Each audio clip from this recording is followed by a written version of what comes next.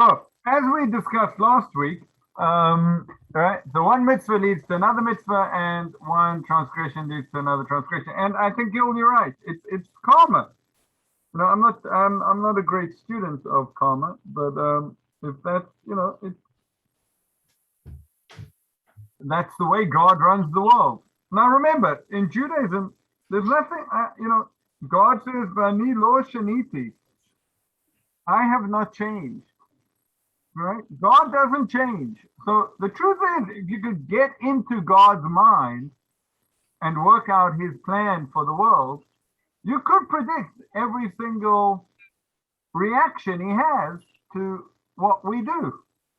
So it's not that far away from, although the only problem with karma is it kind of sounds like there's a automatic system. It takes away the conscious decision-making process of it, where Judaism's always relating to God in this humane way of recognizing, wait, God's alive, God's aware, God's acting with choice.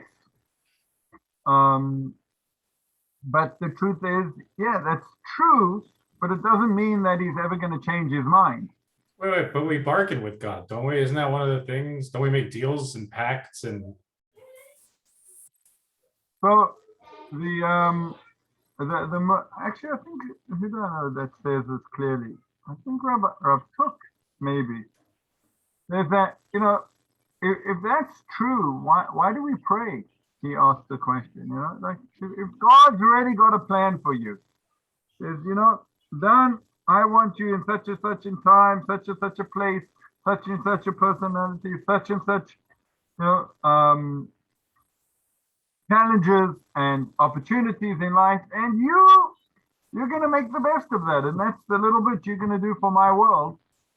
What do I do? Pray, God, please give me health, give me wealth, give me this, give me that. I'm going to give it to you in any case, right? Almost, I hate to say it because it's problematic in a sense, but many people don't pray, and they get a lot, right? So does prayer help? So if God knows everything, if he knows better for you than what you know is better for you. So the Meforshim say, I think the Alter Kelm also goes this way, maybe the Maharal goes this way, Rav Kook goes this way. You change yourself, right? If God's plan for you is, ABC, but then you make a sincere prayer, well, it was you version 1 that God had a plan for. Now you've changed. You're now more aware of God, more, however you change through your prayer, you've made yourself more of a vessel. You're now Gil version 2. And therefore God will react to you, relate to you differently. So it's not like, God is unchanging and we are the changing beings. So as we change, so too, God's plan for us is going to change because we're not the same guy we were yesterday. Interesting. There are biblical stories though, right, where he's interceded with, where doesn't Noah extract a concession to never destroy the earth again, or when Lot, wasn't there if you could find a certain number of righteous people, what if I find one? I believe that's in this week's Parsha. See you in synagogue. Let's have it out. Right? That's the story of Stone. Yeah. Actually, Jonathan Sachs has a really interesting insight into that. He says, if you look at the verses, it's clear that God invited Abraham into this debate. He wanted Abraham to have this debate with him. So again, it's the intercession is altering the person making the intercession. Yes. Back to physics again. It's the observation principle. Who is it? You observe you observe a reaction, or you look at, you try and find an electron in its natural orbit, and you can't, because by measuring where it is, it jumps to a different, orbit. Remember that whole deal? Thing in physics. Yeah, physics. Yes. Yeah, what's that called? Heisenberg. Well, the guy who uncertain- discovered it, it's not the Heisenberg principle. It's something. It's something else. Is that the Heimlich maneuver? It's not the Heimlich maneuver either. That's something different. Jason knows. What is No, it? it's the point that you can't know something's what it's in. You can't identify. Measure both the momentum and the position of something at the same time. Yes, right. If you know one, you're not going to know the other very well. And it has to do with taking the measurement. I believe that's what you're talking about, right? Yeah, that's what I'm talking about. Yeah. Okay. So here's it's a little tangential, but I think it's very interesting. What's a mitzvah? What is a transgression? When do you change your trajectory in life?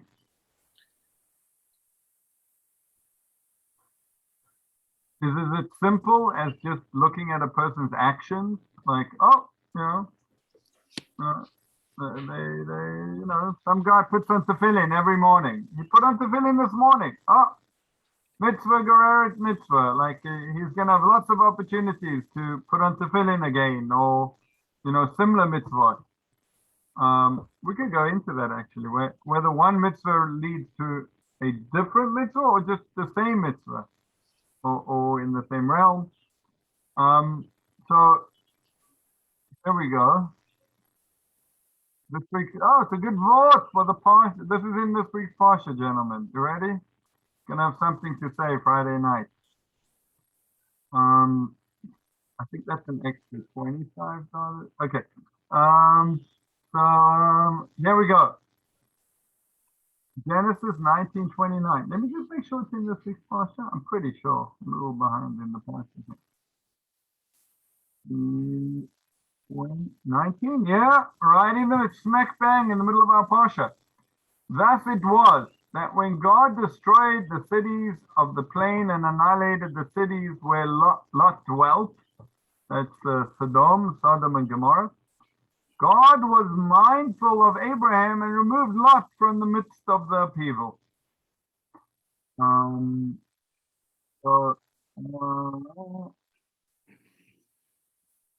The Yizkor Elohim. Oh yeah. So it's better to use this one. Did I move it?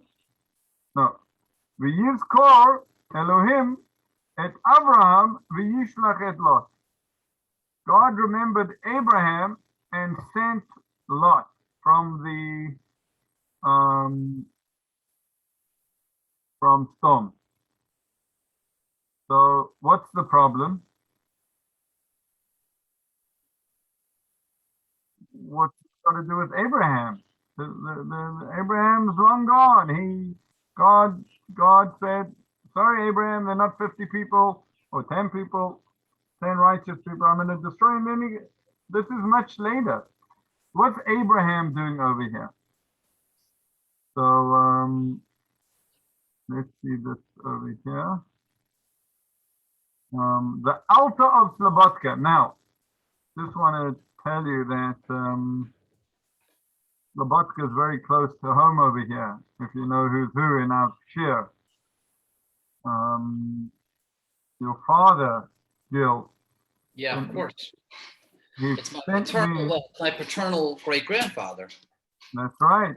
He sent me a very nice write-up this week because I think it would be,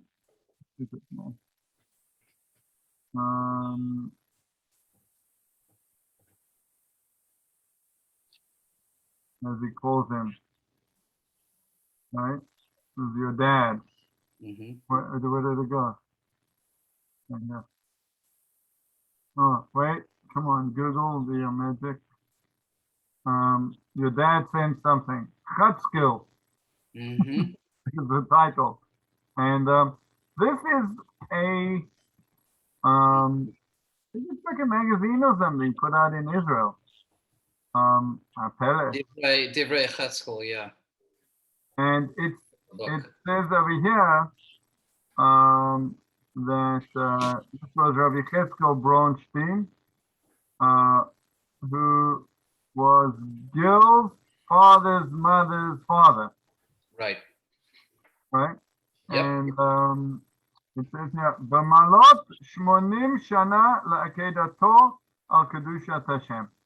It's 80 years since he was murdered, Mm, right? So they have a really nice little write-up about him on page, yes. So he wrote a book called the Divrei Yechezkel because his name was Yechezkel. And this is a write-up about him and his life. Few pages, pretty good stuff. I haven't read it all. That was the house. If I was you, I would go, I would seek it out and make a claim. You never know. I know you're into buying I'd like out. to read this, but going through the Hebrew and translating it would be so laborious. So I've seen a lot of stuff, and so it's I wish it was. Try Google Translate. I should try it. Yeah. Yeah, or just call Dan. Yeah. I'm Don, Hebrew. I'm illiterate is my problem. it would take. A while. Really? It would take Don less. Yeah, I was 2 years old when we moved here, and it's not like I practiced on the, Habetzashit Chapsa. So my reading, I only got at Hebrew school, and it's not great. Um, I'm not totally illiterate. I'm just yeah, I like to have vowels. That helps me a lot. When they take away the vowels, I get lost a little. I did something last night, a very technical paper. I was researching where the kids born and raised on kibbutzim, separate from their parents, had like the effects of that, and they was an excellent translator. Look at this, not even if you It's know not even little- Afrikaans. It's gobbledygook, guys. Look at this. Before the No. place more excellent, according to if learn a Torah person, who knows the opinion of a play? I mean, a Torah person. I know, but A Torah person. I like Torah people.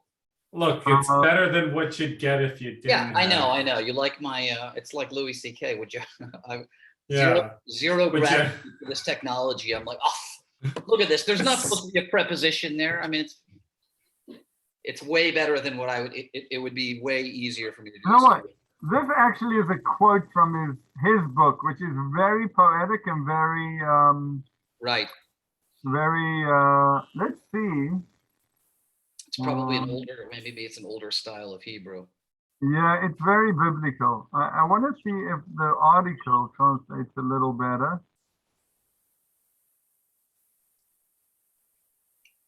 We don't have to sidetrack with this guy. I mean, I'm happy to. You Oh, don't have to. it thinks it's going from Afrikaans. It still did a great job. Maybe that's why it was off. From Hebrew to Afrikaans, that would be better. That would be better for me. Come on, it's amazing. Okay, let's see. On the occasion of his 80th birthday, on the altar of Kiddush Hashem, right? The Daled, right? Is Hashem, you know that. In the bad years, on the day Chet, right? So they're gonna do all the Hebrew on the 8th of Mar Cheshvan, 5722. We sent beams of light to the galaxy of UX 531. I mean, Well, you could use it alongside the Hebrew and probably get yourself, you know yeah, what? I think so. as like if you do them side by, it's crunchy. Yeah. It's helpful. Anyway, sorry. Let's get back to what you were going to say about So the altar of Slobodka, but this is not Chetzkel in the text that we're reading now. This is somebody else. So Slobodka, guys, it's one of the big yeshivas from yeshivot from the old world, and it was the center of Jewish learning for 1,000 years, 800 years, whatever. About 50. 50 years. Like, oh, it was 3 years, really. It was longer like than 6 months in the middle of. Yeah. It was. We had a good week. It was, It was sort of not. Yeah. hilly. It was 9 months, and then it got overtaken by somebody else, and they said, "No, that's the yeshiva we don't go to." There's a better yeshiva just like 500 feet that way. Can't miss it.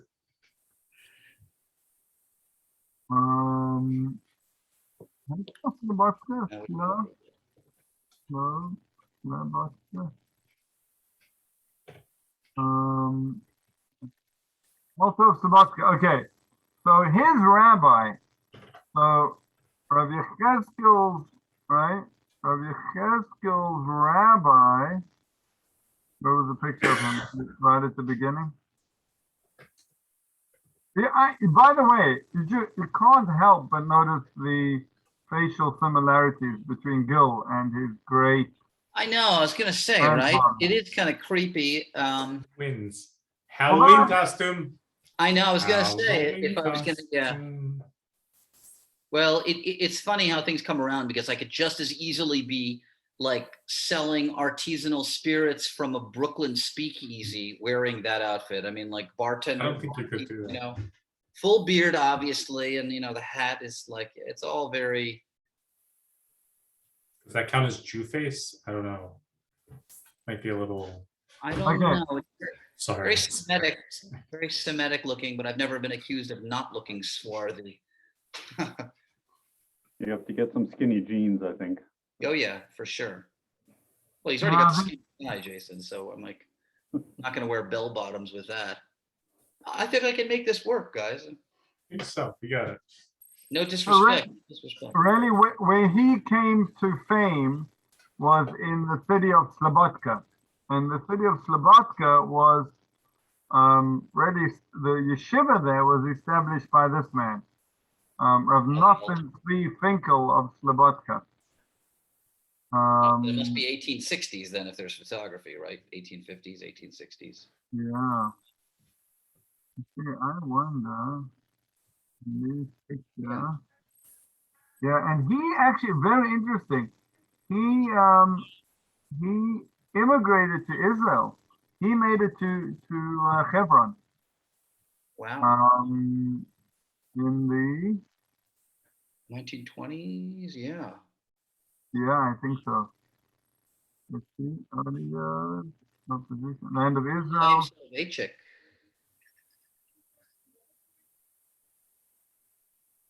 Is Chaim Joseph's father? He was there for 2 years. Uh-huh.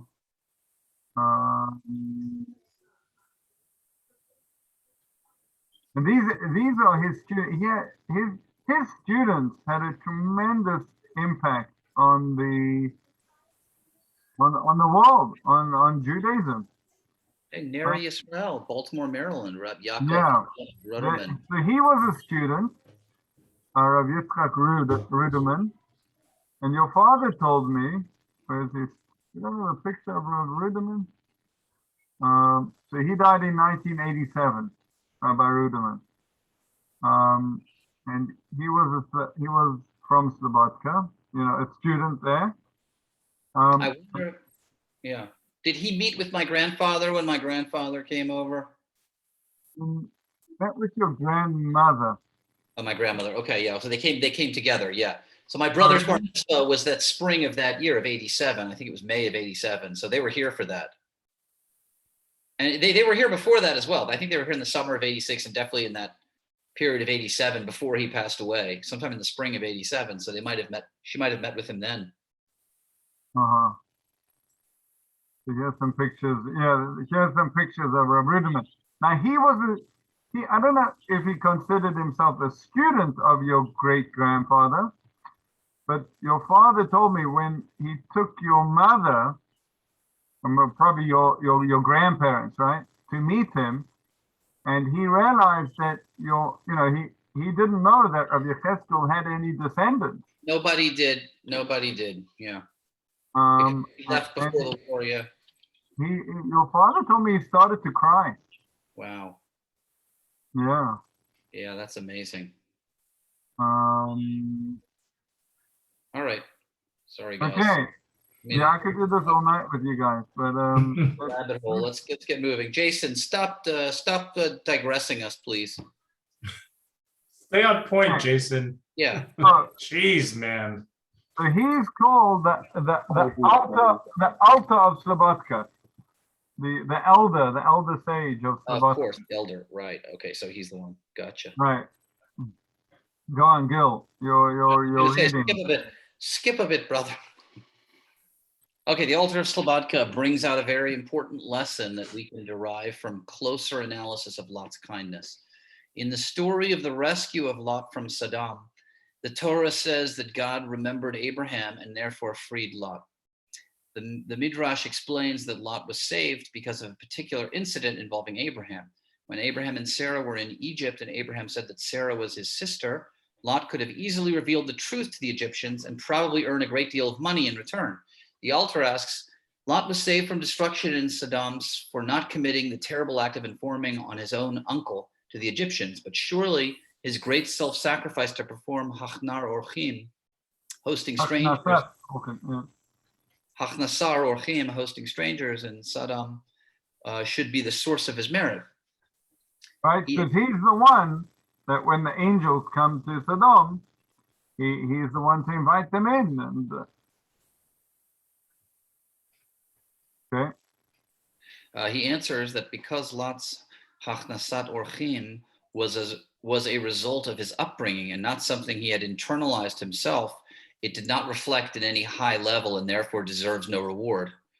In contrast, he had a great natural love for money, and this was so great that he felt a great temptation to at least hint to the Egyptians that Sarah was Abraham's wife and not his sister. In this area, he did not have the benefit of habit to help him. He had to turn to his own self-control, and on this occasion, he succeeded through his own efforts to do the right thing. In this instance, his ability to refrain from being an informer is considered greater than his tremendous kindness in Sodom. That's really very interesting. Not a subtle distinction, but again, very, very psychological, internal. Mm-hmm. So, that's what, this is from a good book called Michtav Me'Eliyahu. It was translated it's from Rabbi Eliyahu Dessler, it's his writings. It was translated into English into a few volumes called Strive for Truth. And it's very nice. It's quite nicely written. A guy called Carmel translated it. And in this piece, Rabbi Dessler, he explains that this is why we can't really judge people. Because, you could get a person that's born, up here on the observance level, but his whole life, that's where he stays. And you could get a person born here, down here on the observance level, and by the end of their life, they're up there. They're in a much better place because this is what God is looking for. Are you developing? Did you become a better person? Did you develop better character? Did you become more in touch with one's knowledge of God and one's sensitivity to people? So yeah, we have to be careful when we think about one mitzvah leads to another. It's when we really do our mitzvot, right? When we really we internalize them, we realize what we need to do about them, the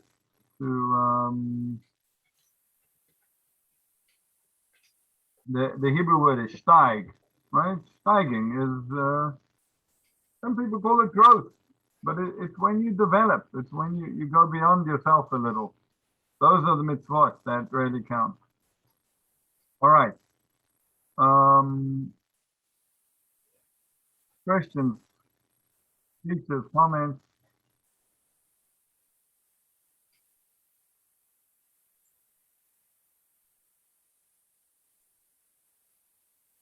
Good. Let's go on. Let us go on. I don't know what this fits in here. Okay.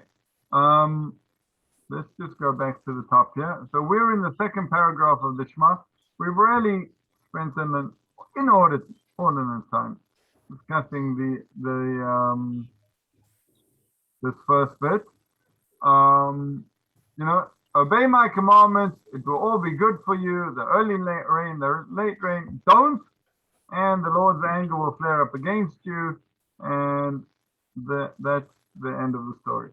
Now, the next bit says, "V'samtem es devarai ele al levavchem v'al nafshechem, ukshatem," okay, which means impress these words upon your very heart, bind them as a sign on your hand, etc.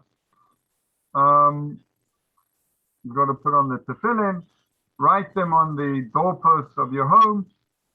It sounds very much, this bit sounds very much like the first paragraph of the Shema. So let's try and compare them a little and see where we get. All right, so here is Devarim 11. So this is the second paragraph.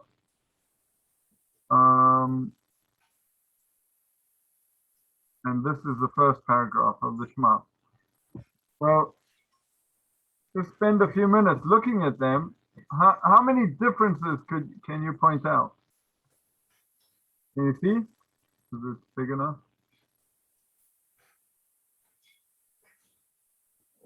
Sorry, I'm looking on my phone, so it's gonna be a little smaller than everyone else, so don't mess it around for me.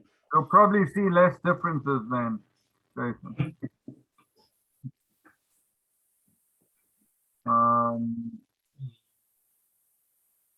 I think you got it out of sync a little bit.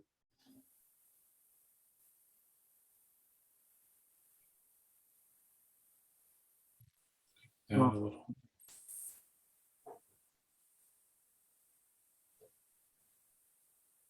Okay. This is pretty good.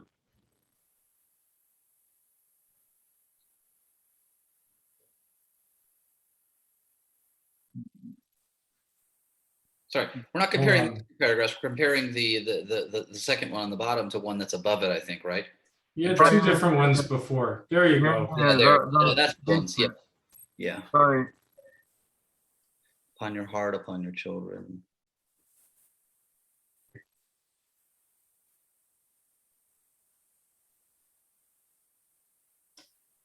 Oh my gosh, wait. There's no doorposts in the first one. I'm still looking for Waldo. Yeah, you know what? Let me do a better job in getting the two paragraphs next to each other. Hang on. This is for me. This is perfect. Whatever you have now. Anything Right. else? They're clear. Oh, no. I was fine as well. No, I don't mean the display. I mean the actual text. Oh, you mean the Hebrew text you're saying, so you can. Yeah.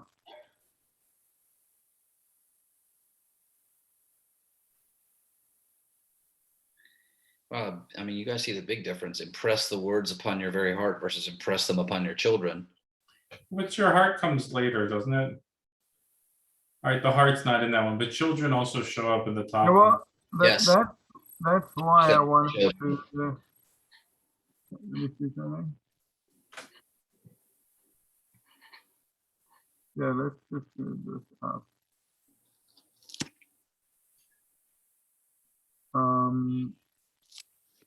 Yeah, okay, I'm sorry. Come on. So close.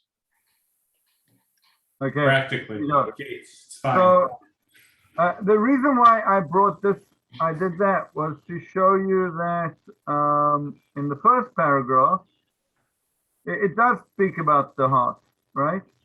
And the words that I command you today, al levavecha, should be on your heart. And here it's the samtem is the devarai ele al levavchem. You shall impress them upon your heart. and here is they shall be. And then here it says al nafshichem, on your nefesh. Here it doesn't talk about the nefesh in the second one. Then it's interesting. Over here it goes to the tefillin, ukshatem otam. Over here it has first the children. Sorry, it does. Yeah. Vishinanta levanechet, teach them to your children, and speaking them in your house, in the way, etc. And then the tefillin. Where over here it's got tefillin first, and then v'limadatem otam et benechem.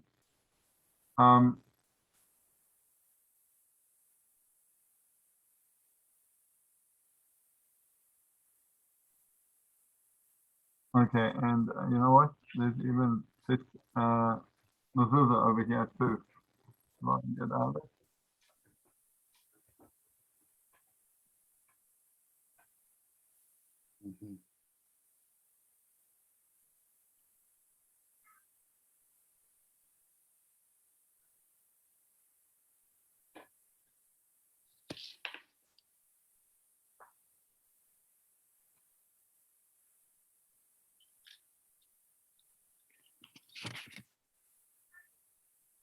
How many you get, Gil? Circle the ones that are different. Yeah. Hang on 1 second.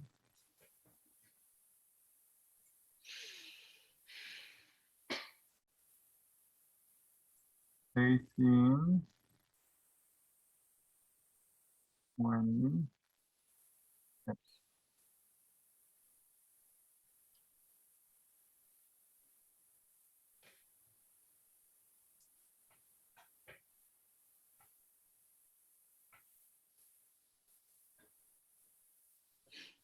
Okay, let's. What do you see is different?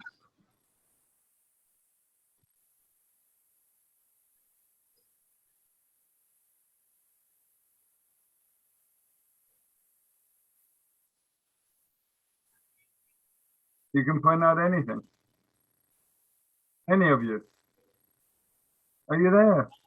The order, We're there. yeah, the order in which things are introduced, right? So the sequence of what Right. the actions are.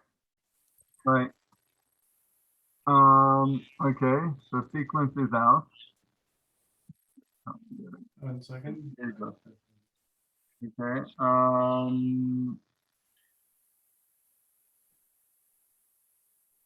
Specifically, the tefillin and teaching children is switched, right?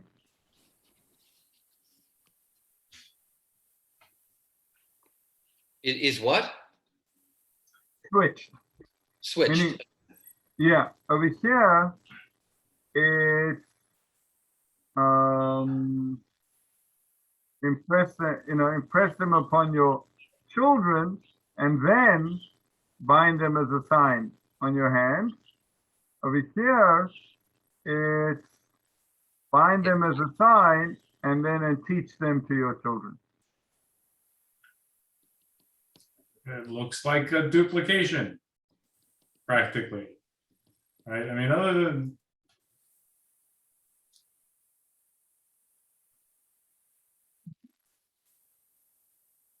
I mean, they're both like, you have to do something for yourself and then something for your family and then something for the community. Where do you see community? Like doorposts of your home and stuff like that, so the community can see.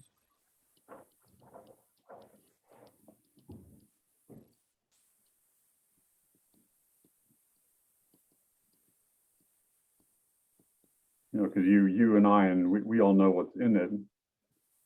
Well, judging by the pictures that you had of the scrolls and mezuzah before, maybe not, but it's this outward sign that you're, Right. doing stuff that the community knows, and then you're teaching the community by having them on your date. As far as duplications go, is this an uncommon duplication to have in the Torah? No, I don't think so. There are a lot of repetitive parts, and Yeah.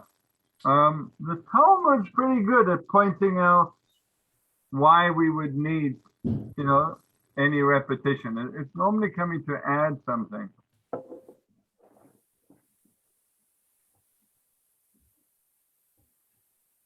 We could go look back. I'm not sure offhand actually what. Well, there's definitely a difference over here between V'limadtem otam et benechem. You shall teach them to your children. So over here, V'shinantam lebenecha. You shall. change Shinu. them.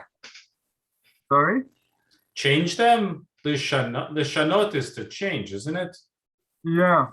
The commentaries say shinun is from Lashon shaf, which means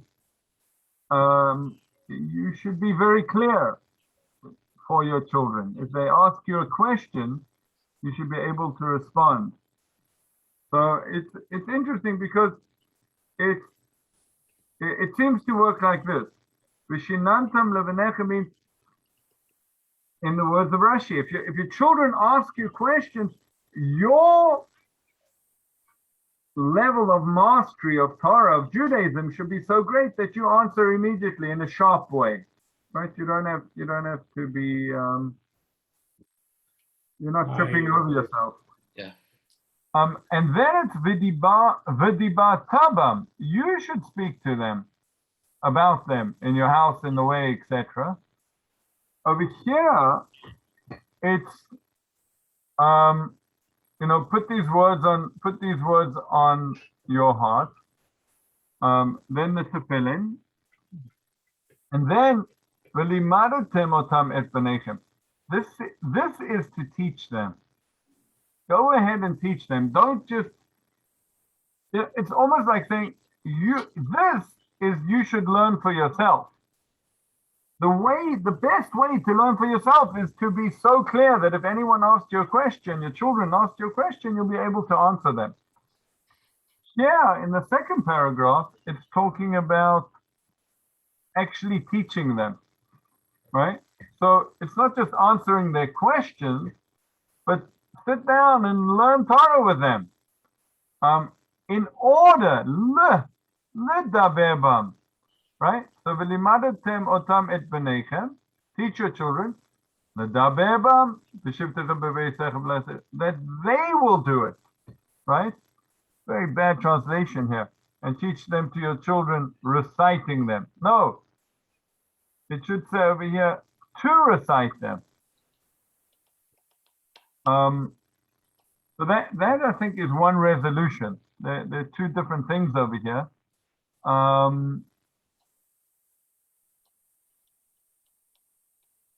What's the other one? Yeah, the mezuzah one's really the exact same. And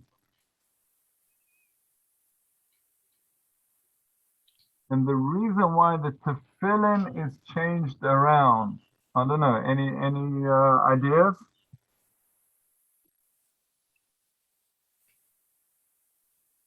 Why over here did the tefillin come before the teaching? Over here, the teaching, impress them on your children, came before your tefillin.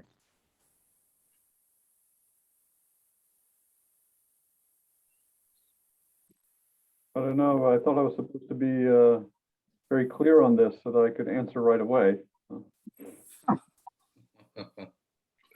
That's why we're getting there, Jason.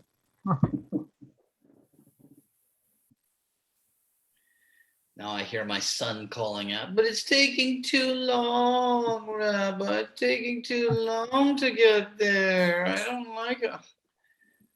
Shut up. Sorry. Too much?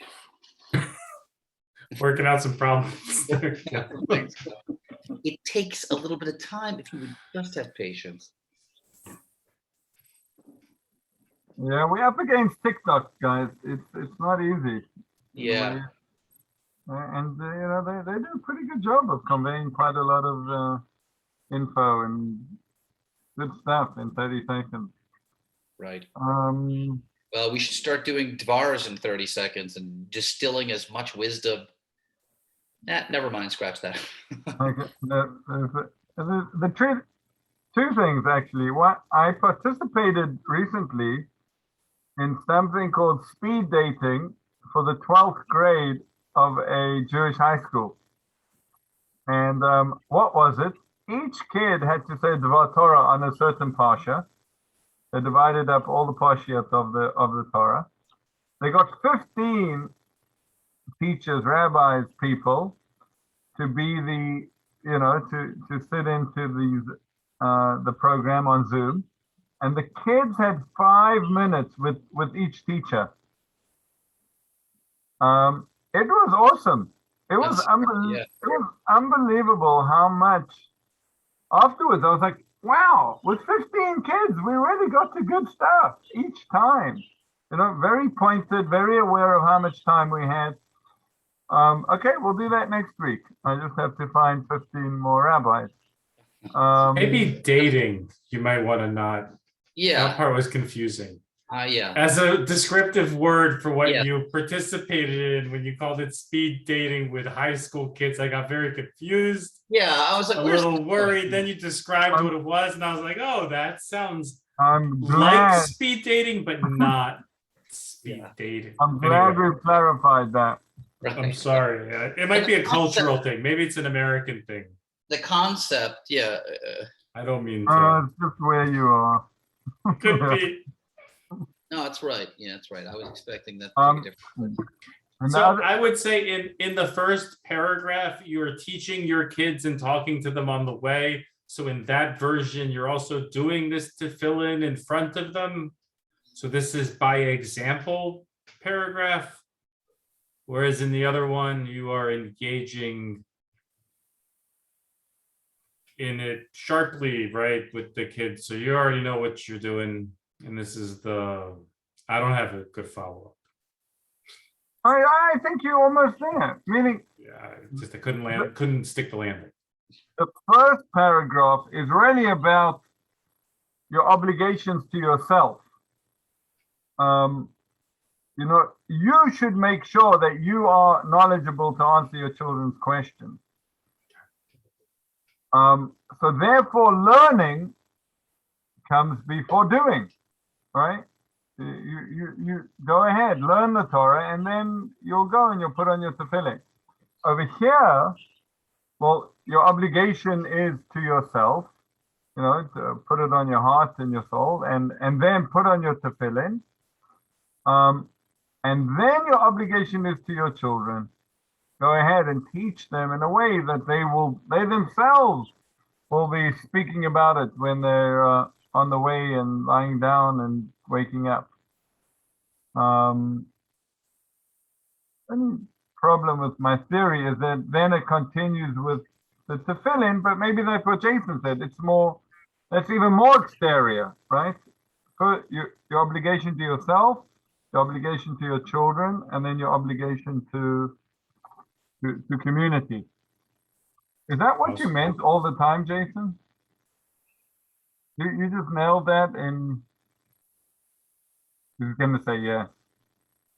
No, I mean, the one, I was trying to figure out what's the difference between the two in that regard, and I couldn't figure it out. I mean, I don't think it's an obligation. It's sort of what you're projecting to yourself and then your children and then the community and how you're sort of taking care of it. But I'm not sure how the first and the second one would differ. No, if you look at it in those three terms, it kind of does follow. Isn't the order reversed here? If you look, the one you have a 1, 2, and next is 2. So you're saying that number 2 is, I mean, are you going to learn it and impress it upon yourself and do and then teach? or and then teach your children, or are you going to what the number one, which is the second, the one that's Deuteronomy 6:6-9 says. One is the first parsha of the Shema, two is the second parsha. Okay, so but it appears first, right? I mean, Yes, we does just it matter which one? studying, we just studying the second one. You know what? Here we go. Watch this. Well, what I'm saying is though, because we're imputing meaning to the difference between the two, but in some sense it's like, well, doesn't it matter which is first and which is second? Because you're saying that the sequence is like you do this, then you do that. It just, I'm not seeing what the difference is. This seems like a little bit arbitrary. We're seeing a similar pattern, but reversed, and we're drawing a lesson that. I'm not sure it's so much of a lesson as just a clarification of what it's talking about. You know, that to me, the most important clue is that Vishinantam levenecha is very different to V'limadatem otam et benechem, right? Right. Even though the translator over here, well, no, okay, impress them upon your children.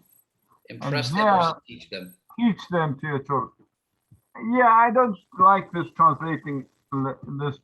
Impress them upon your children. You know, we should get that. Yeah, I guess I need to know more about that word shinantam. Right. So at the time, you know, a few eons back, we spoke about that being, you know, you should be sharp enough to answer any question. So it's really more about you and your own obligation in Torah than the obligation to teach your kids. How do we know there's an obligation to teach your kids? Oh, here we go. Sit down and learn with them, with the madatim. That's a different aspect of teaching, right? One is to be available to answer questions. The other one is to actively teach. So once we've got that, I think both of the paragraphs go from individual child community. I'm not sure what the great lesson is from it, besides just working out what on earth it's saying. Okay, what do you think? What do you think?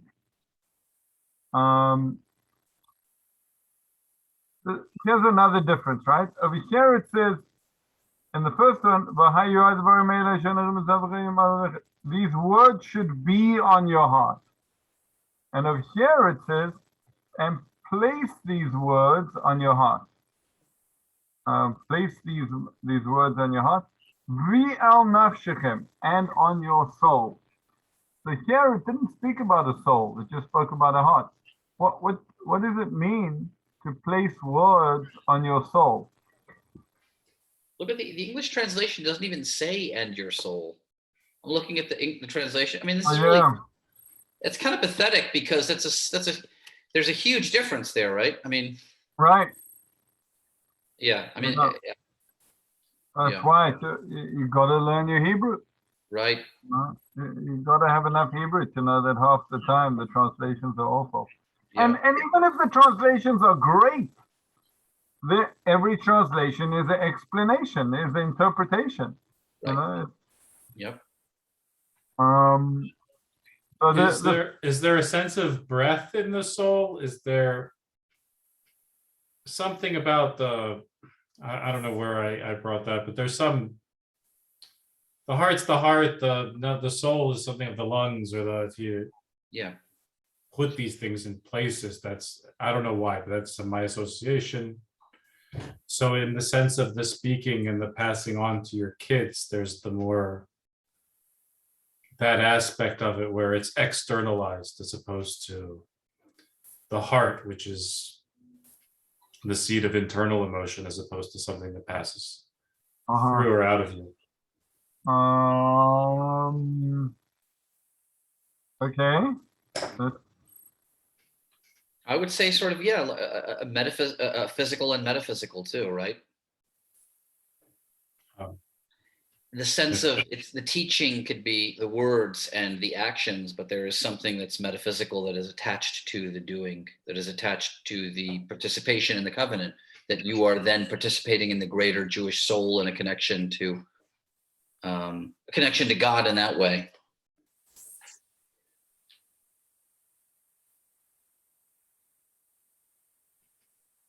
So it doesn't. Just to show, sorry, I just want to go back to what Dan said. Let's make this English. And the Lord formed man from the dust of the earth. He blew into his nostrils the breath of life. Mhm. And the Hebrew is V'yipach ba'afav nishmat chaim. So he blew into through his nostrils nishmat al nafshechem. It's the same word. So I think you are referencing that. So that's where I got it from something. Yeah. Okay. Yeah. Now There's you a know sense where of you to got it. breathe. Yeah. Yeah. So sorry, I was kind of trying to find that while you were speaking. I think the Greeks also had a similar connection to the phrene and but I could be mistaken. I think they had a similar seat for that in terms of the lungs. But They got it from us. Let's move on. We didn't get it from them. Okay, so let's just see the Sforno here. He says, al levavchem, to place them on your heart, is through lehitbonein bam, to think about them, intensive study. Va'al nafshechem lekaimem baratzon, is to do them willingly, to do them with a sense of excitement, of meaning, a meaningful Jewish experience. L'daber bam b'shivtecha, when it comes to one's children, so that you will make them a regular part of your conversation with your children. I don't think he means that at all. Sorry. I think he means you will teach your children to speak in them. Today bam tamid, in order that they will speak about them constantly.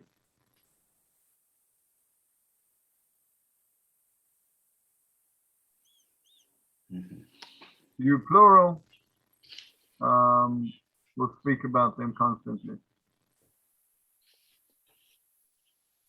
Okay, friends. I Is think that a problem for your kids though? Like, isn't that a difficulty for, like, if you keep imparting these things onto your children so that they then speak of them, isn't that keeping them on that high level the whole time for their life?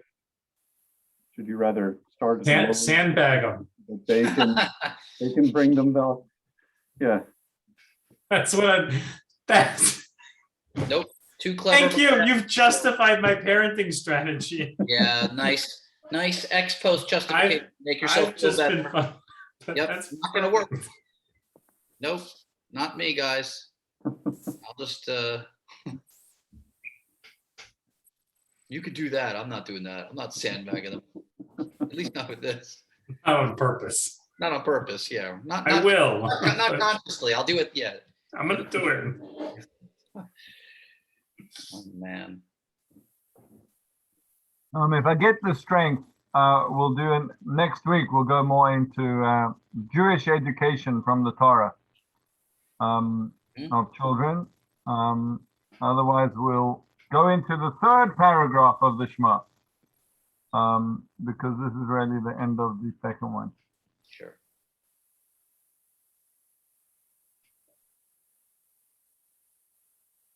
Okay, there's one more verse over here. Okay, we'll look at it next week. Let's do that. Yeah. Fine, gentlemen. All right, Good seeing you all. guys. As always, a pleasure. Hi, Have a everybody. Nice wonderful to see week. everybody. Yep. Be good, everyone. Have a good week. Bye. everybody. Take care. Bye. Bye-bye.